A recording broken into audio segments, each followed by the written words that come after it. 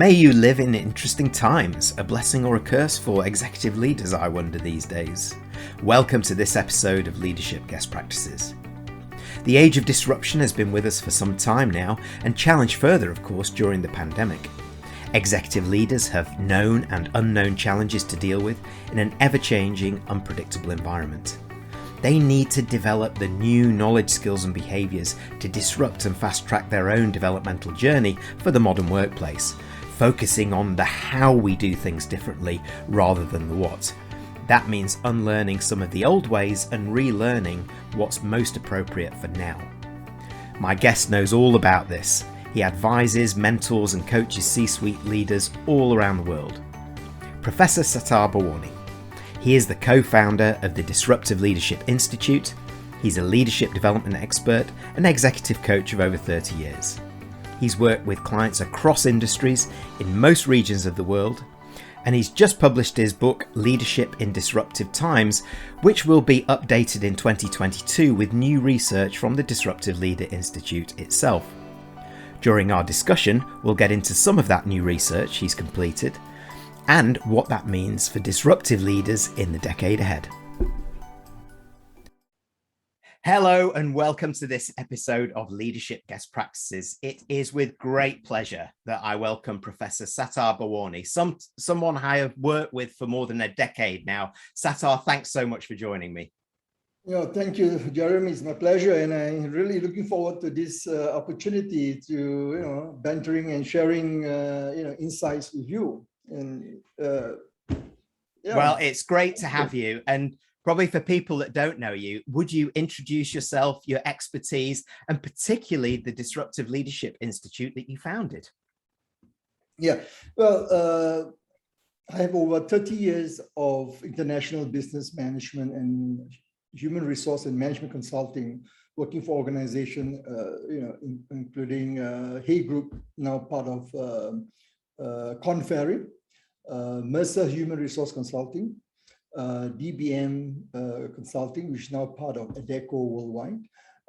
And now today, I'm still running an organization called the Center for Executive Education based out of Singapore, which is an executive development firm focusing on high potential future leadership, developing future leaders. And since July last year, we have founded together with our partner in the US, iGroup in New York, to establish the Disruptive Leadership Institute.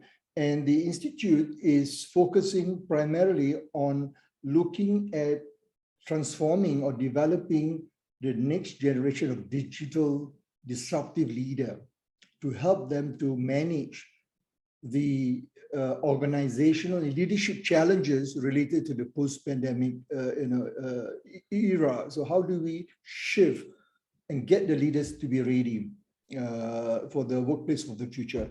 That has been the focus of the Institute. And what we do is a research-based organization, because iGroup, the other venture partner, is a global information services similar to what Reuters, LexisNexis. So what they do, they offer information to government institution, research institution, and what we are doing is to leverage on their capability and develop what we call the research based on disruptive thinking on helping future leaders to be able to be prepared for the future of work.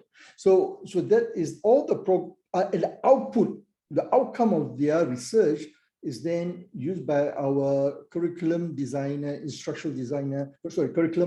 and instructional designer at CEE to develop a host of program globally. So, and that is the focus of DLI, Disruptive Leadership Institute.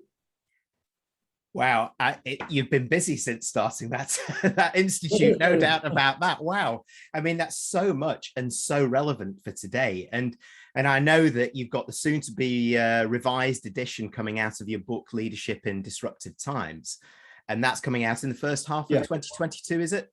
Yeah, it's expected in July. first half should be before July. We expect that. The research is still ongoing, and it's very interesting finding. I will share with you later. Yeah. So well, I've had a little bit of a snippet and a look at this, and I thank you for that. And you refer to a lot of this research that's conducted by the Institute that you mentioned, and specifically what to expect post-pandemic, which of course is on everybody's lips, the new normal, hybrid working, you name it. How do we lead in this environment? So, if for our audience, if you could give us some special key messages that you can share now from the research that expose the challenges and opportunities for the decade ahead from a leadership perspective, what would they be? Yeah, so what is interesting, in 2019, I published the first book, which called the Transforming the Next Generation of Leaders for the Industry 4.0, based on Klaus Schwab from World Economic Forum, talking about the convergence of IoT, iOS, robotic, AI, blockchain technology and so forth. So I was looking at how leaders can integrate that at the workplace, and what are some of the challenges in terms of getting their leadership team and also the employees, to embrace this change. So that was the 2019, and at that time the focus, we were looking at some of the skills, the usual what we call the role of technology-based skill development. You are very into that, Jeremy, in your days in Segos. We're talking about VR, AR, and so forth. And some of the skills at that time, we were looking at relational skills, looking at empathy, looking at relationship management, establishing network, and so forth, and listening to employee. And we know that has been all along very important, trust-based partnership. So those are still important, but what we have found in this, because the 2020 book called The Leadership in Disruptive Times was published on 30th July last year. It was during the pandemic. So the first half of 2020, when the Wuhan crisis, when the Wuhan lockdown, the Hubei province, 60 million, Wuhan, 11 million. And the publisher in New York contacted me and, asked me, something big is coming, because the Chinese government never announced, close the whole province of 60 million people, and a city of Hubei of 11 million was astounding. And there's something big. So they encouraged me to look into that, to look at the disruption to business, because as you probably know, Wuhan and also the Hubei province has a lot of global manufacturing facilities for many organizations. But the supply chain disruption at that time, impact was phenomenal. And that means, it affects organizations, businesses, and operations. So I zoom into looking at what happened. And what we have found that, as published in the book, the skills, yes, the 2019 skills, what I mentioned earlier, is important, but we have found that there are other skills. For example, we talk about the resilience, and not only just mental resilience. We talk about learning resilience. We talk about learning agility. We talk about results agility, and we are talking about ability to overcome adversity. Yeah.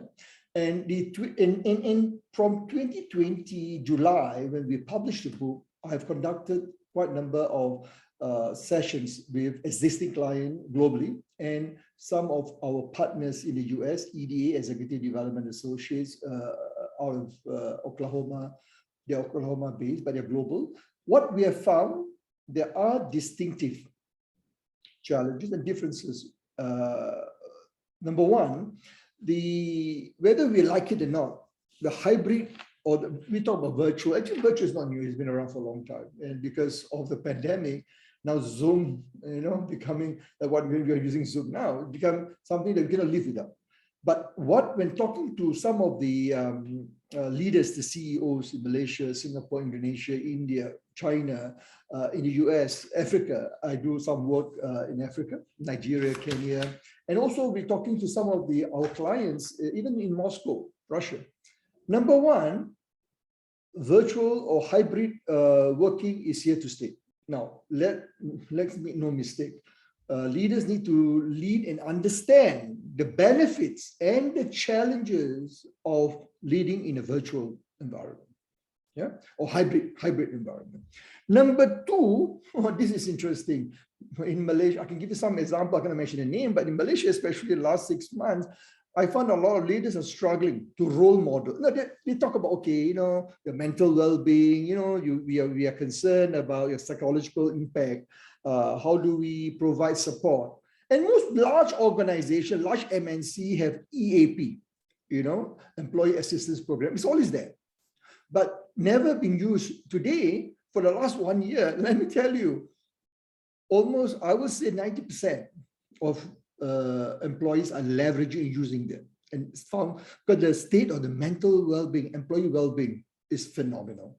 And the suicide rate, especially in Malaysia, in Asia, many of cities are increasing. So this is something very worrying. And leaders are struggling also to work. In Singapore, of course, the government is providing support, providing employer grant to provide employee well-being wellness program. Third, what is interesting is that leaders need to be able to no longer to shy away from VUCA. And you have VUCA, the third D. But what is interesting, in 2019, when my book, the Transforming Leaders in the Industry 4.0, we talk about VUCA as the impact and the importance and so forth because of the digital disruption. Now, today, everybody acknowledged it. Some is too late. Many of the SMEs are gone. Many of them are suffering. Even big, larger SME or MNC are struggling because they never given it very serious thought. Because the shift of the mindset, the mental model, the lack of the mental agility. Today, they acknowledge to me, yes, we know we should have done that. So what does it mean? What we have found that we're going to talk about this in my 2020 book, the edition is about how do we help leaders to make speedy, thoughtful decision in an environment of the fog of war. I call it the fog of war, when you have in the VUCA and in ambiguity. How do you communicate trust? Consistently, openly, decisively. And one of the example is a very good, a great leader actually who just passed on recently, the Marriott international CEO, just slipped my mind. But he was undergoing, when this thing happened, pandemic happened, he was undergoing chemotherapy for cancer. And he appeared live, in a town hall, global town hall. And it has been talked about in many journals about, his ability to empathize, demonstrate authenticity, demonstrate trust-based partnership. Now, our research have shown leaders are trying to do that. They know that's important, but let me tell you, Jeremy, it's not new. What we have, knowing, doing gap. Yes, I know I need to do it, but I'm struggling to do it. How do I shift my leadership style? How do I shift my mental model to the new disruptive leadership competency that we have published? The 6 competency. So that is what we have found. And of course, there are many other things. I wouldn't go to that, but will be published. So we're talking about getting them ready now for the post-pandemic. It looks like another year. We won't go to the pre-pandemic. The virus is COVID is here to stay. The mutation in my book, the 2020 book, I talk about, and the Chinese government actually found 33 mutations in March 2020. March 2020, 3 months after they declared to WHO the pandemic, they have 33 mutations then. Can you imagine? Now we talk about Delta, Alpha, Lambda. They has been around for a long time. And how do we manage? And it's here to stay. So leaders is going to struggle. So basically, let me just end here. These are some of the nutshell that we're going to publish in the 2022 edition of the book. So much of that resonates for me. And I agree that those important relational elements like empathy are, have come up that list since 2019. But now, in the face of what's happening, this sort of resilience at leadership level is a very interesting concept, because I think we talk about the mental health of the employees, but I think we should also start to talk about the mental health of our leaders and managers. And are they able to do this? And are they open enough to talk about this, to demonstrate that authenticity, to ask for help, when they need it too? Because as you say, the hybrid is here to stay.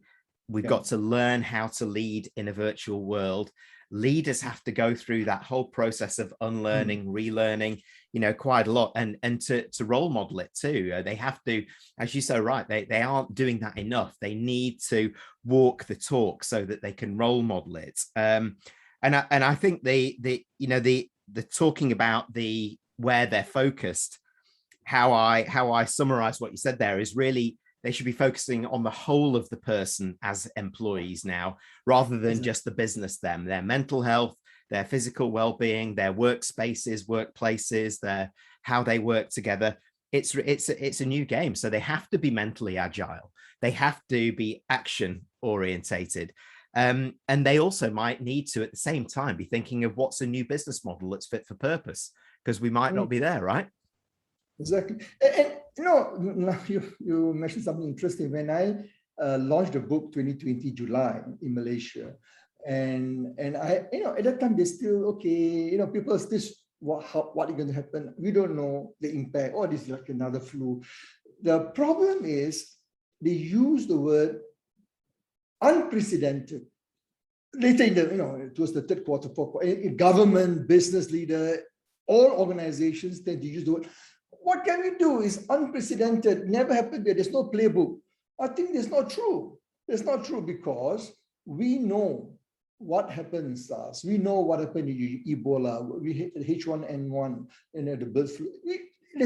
Bill Gates talked about this in 2015 in his TED Talk. It was very widely publicized. Obama, Bush before that, talk about preparation for such pandemic sure to come. Yet the US government failed. Yet many governments failed. Of course, except Jacinda Ardern, from New Zealand, is one person that I plan to write about as an example of a political leader, a leader who really, I think set the mark and is very successful. And the point you talk about business modeling, Jeremy, this is the problem. When I ask a lot of, it's a big law firm, a regional law firm that I'm an advisor to, I was invited to talk to the board and to the senior partner. No, they told me, okay, Prof, we have this BCP, business continuity. Everybody will have this BCP, business continuity plan, activate war room. They activate the minute the lockdown in Singapore, they call it circuit breaker, they activate that. And my questions to them is, okay, you did follow everything, how to be able to issue data, flow protection, customer protection, safety, blah, blah, blah. Then I asked one last question. I asked, okay, all this is great. You're fighting now, you're doing now. What about the future? What is the recovery path? What are you doing? You need to think critically. All those competency we talk about, resilience, talk about empathy, communication, yes, important. But there's one skill, Jeremy, I've learned, and this is one thing I've for the last 1.5 years, and I've seen few leaders who are very successful. They demonstrate exceptional cognitive readiness. Now, in the book, I explain what is cognitive readiness is ability to combine critical thinking, strategic thinking, creative thinking, emotional resilience, empathy, communication, and connecting the dots, and intuition. People tell me, what intuition? We need facts. In the industry, we talk about big data. We talk about data analysis. Yes, it's important. But there are times that you need to use all these six senses and then you make the decision. So if you ask me, one of the biggest challenge, which I've seen the last 1 year, lack of planning for recovery. They know they need to do that, but what are we going to do? When is the mutation going to end? After Delta, not Delta Plus, now they have new number, and they're going to be much more newer one coming up. According to Newsweek, last month, Newsweek published an article saying the monster of all mutation, there'll be a huge and through research, of course, this is not speculation. So they're not ready for that. That is what I'm worrying. And this is what our institute is working on organizations who are prepared to work now to help them put in place through coaching, mentoring, through training, development, whatever, and to help them to move in the right path. Well, I love that also as those things that you've seen more positively come out of it for those leaders that demonstrate that cognitive readiness and that agility mentally, that links to what you were talking about before as well, to plan their recovery, plan the next steps. Because it's not just about that. This is where it's planning for what happens when the next pandemic or next crisis or next whatever it is hits, because we've got a lot more to cope with in the world now. Even when you consider climate change and some of the big storms and tragedies that are hitting some countries, how they're going to have to quickly pivot that at governmental level, how it will impact business. So there's a huge amount of cognitive resonance in a much broader area. And the way I love it, I read a report, I think it's called the Alexander Group in London. And they said, the biggest leadership challenge for the decade ahead is knowing what to do when you don't know what to do. I love that. What do you think of that? No, absolutely. That's what I'm saying.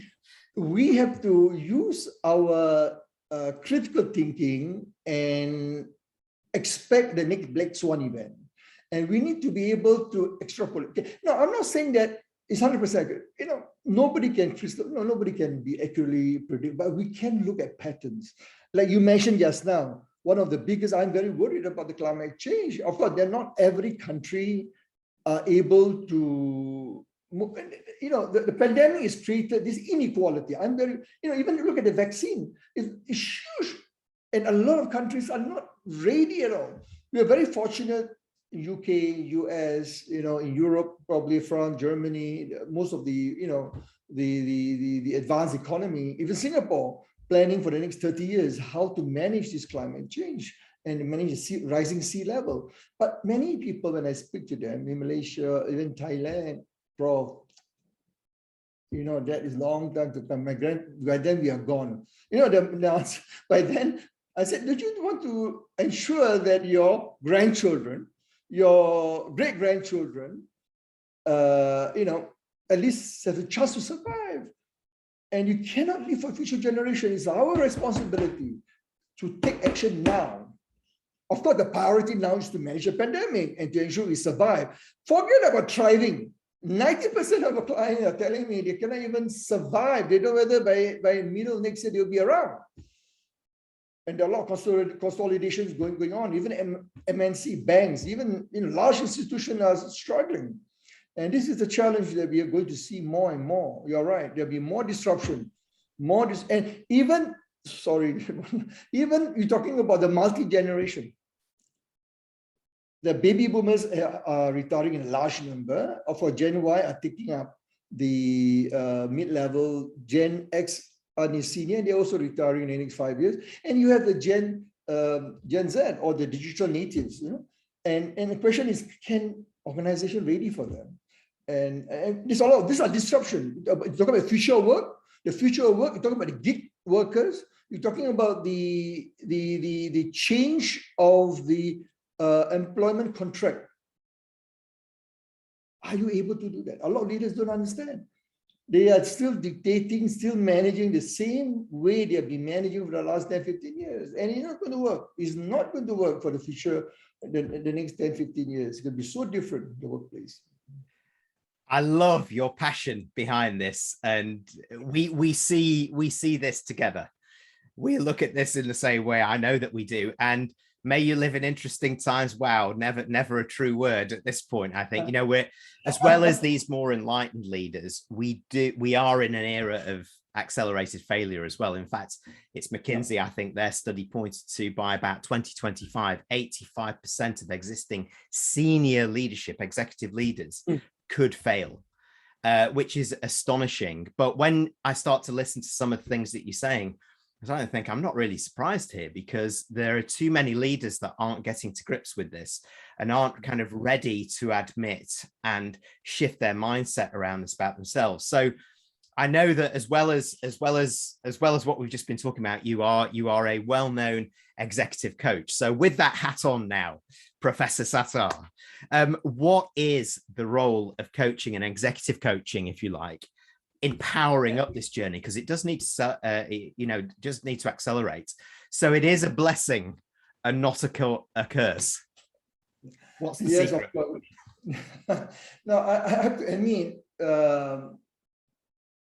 I used to have about 50% executive development and 50% coaching. Of course, the coaching has shifted more than about 80%. And the rest 20%, not training, but board retreat, facilitation of senior management session to get them to talk about all these issues. But how do we help? Now, first and foremost, Jeremy, and this is something just 2 weeks ago, I was in Kuala Lumpur virtually. I was supposed to fly into one of the government link, and there was about the chief of government. Thank God, the previous government wanted to engage me, is now out. So the question was this: I was asked to look at 5 GLC, government linked companies, CEOs, to help them to transform the organization to the post-pandemic. It's a government linked company, and the 5 of them, and they come together. They want to do group coaching, to facilitate. So one of the things I said, look, as I said, self-awareness. I said, first of all, do you think you're the right person? My first question was, do you agree that you're the right person to lead the organization? They look at me, why do you ask me that? I said, do you think you have what it takes? And are you committed to take this organization or continue the job? Of course, because in a group setting, they're very careful, but privately, then they call me up, and the 2 of them told me, actually, I'm start looking at this is not what I've signed up for. They never expect this.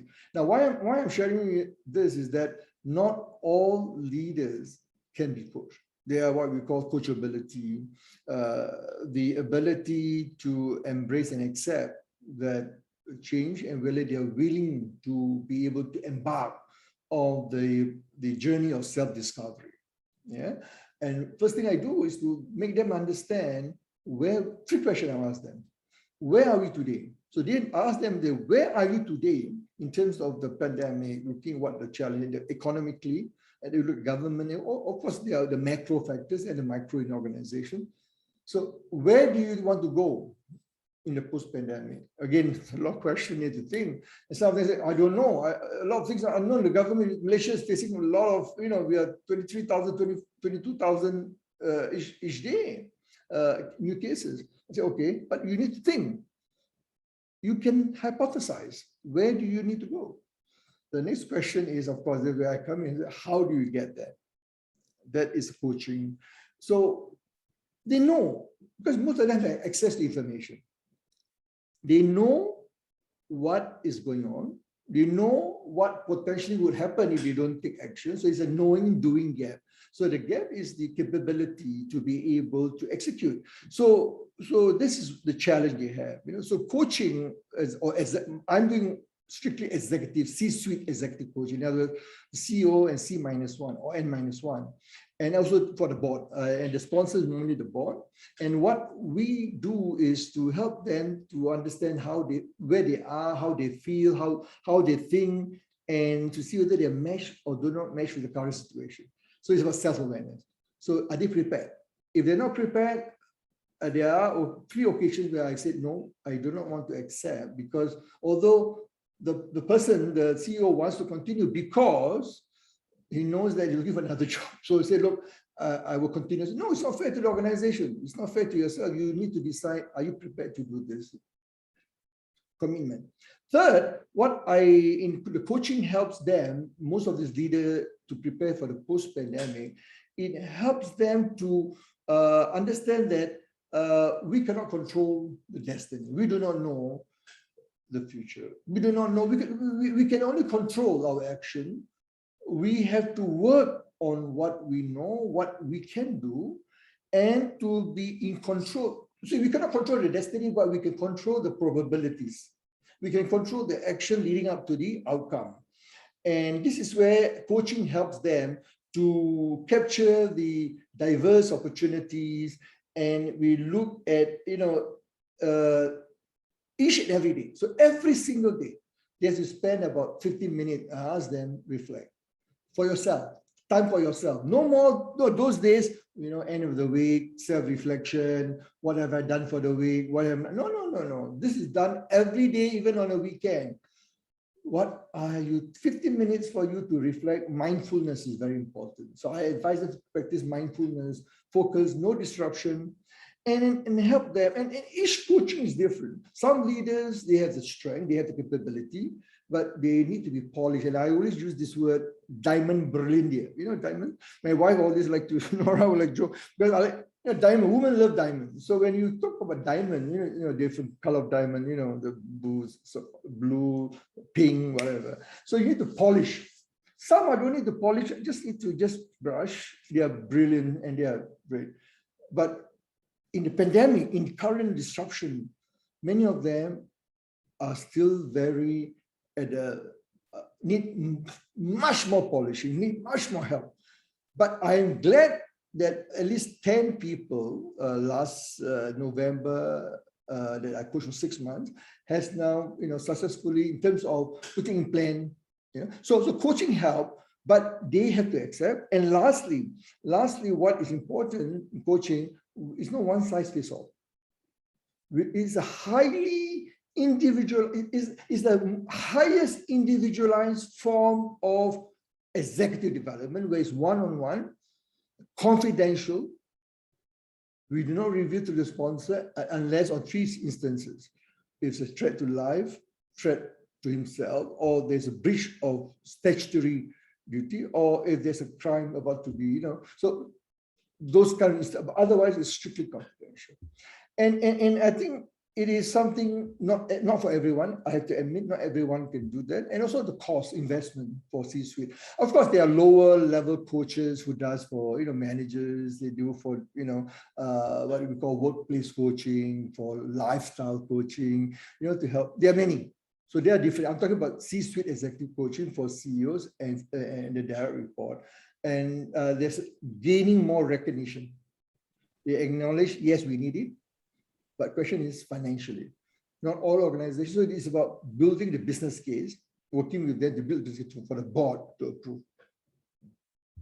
So, and as a summary for me, I've written down things. I've written what you said here in capitals. That's how important I think this what you just said was. It's like this knowing and doing gap. That resonates with me. And then tailoring the coaching approach, the importance of which is, some of the things that you're entering that coaching with. Don't try and control the uncontrollable. Focus on what we can do. That towards a clear outcome, rather than trying to influence these things that are out of our control. But I think one of the most important things that a coach can do, that you say towards the end there, is help those C-suites, the C-1, N-1, etc., understand the importance of time to reflect, time for mindfulness, time for themselves as well as for others, because it's tough. It's tough for leaders out there. We talk about employees a lot, but it is also tough for leaders out there. And they do need that time. They need to be prepared. They need to be resilient. They need to power up their reserves at times as well. And taking that time out is really clear. So if we take everything that you said, which is there's so much good stuff here. If I'm an executive leader, if I'm a kind of a CEO, I'm thinking, what, this really resonates for me, and I really want to do something about it. What would be your sort of 3 quick tips to fast track progress for those leaders who are committed to this journey and heard what you said, Sattar, say, what, it's absolutely right, I'm going to do something different? I think that's excellent question. What can we do? 3, I will give you 4, because I always believe the rule of 3 or 4. Okay, let me tell you, first thing, I think we need to be able to accept, as I mentioned earlier, that we cannot have control. We cannot control the pandemic, but we can control the outcome. We can do our best to look at the probabilities. So number 1, we need to accept the reality that we may not have full control in many things, is what's happening right now in the pandemic. So what do we do then? We need to have the self-awareness, our strength, we need to know our limitation, and how to overcome that. Number 1 is to develop what I call in my book, I talk about the LEAP, L-E-A-P, leaping through the pandemic. LEAP, L stands for liberal thinking.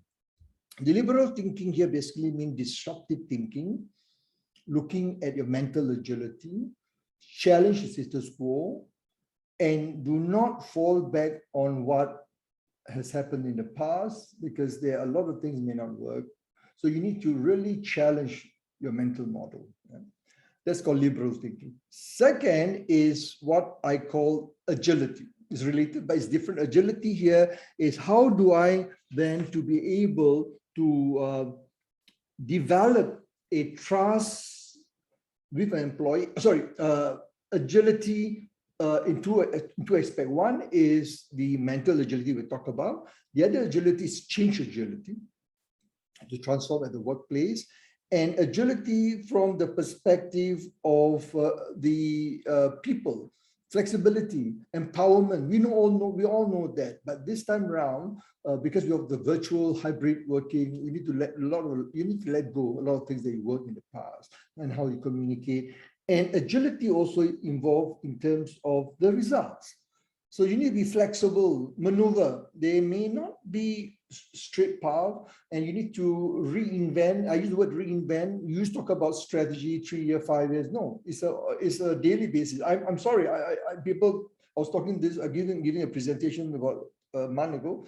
I said I think it was CEOs. You need to reinvent your mind every day to look at what are the possibilities with all the policies, government, with all the competitors. So reinvent means that you have to have the agility and looking at results and be able to change.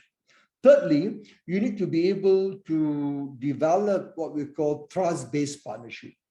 Now, especially in today's context, you cannot do it alone. You need to work with your competitors. You need to work with industry partners. Leverage on the government, whatever support schemes. You need to be able also to work with your